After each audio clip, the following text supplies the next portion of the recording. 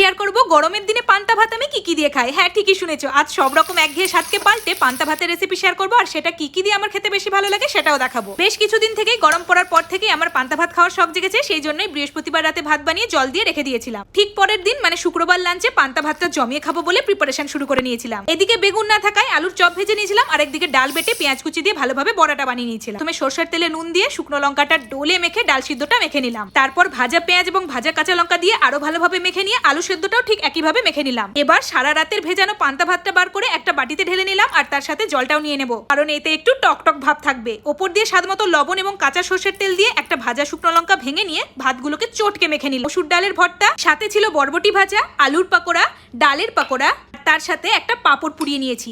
ভিডিওটা এডিট করতে করতেই জিভে জল চলে আসলো। সব সাজিয়ে নিতেই মনে হচ্ছে কতক্ষণে খাবো। সেদ্ধ নিয়ে পান্তা ভাতটা একবার মুখে দিতেই যেন স্বর্গ। তোমরা এরকম খাবার খেতে কার কার ভালো লাগে সেটাও কমেন্ট করে জানাতে ভুলো না কিন্তু।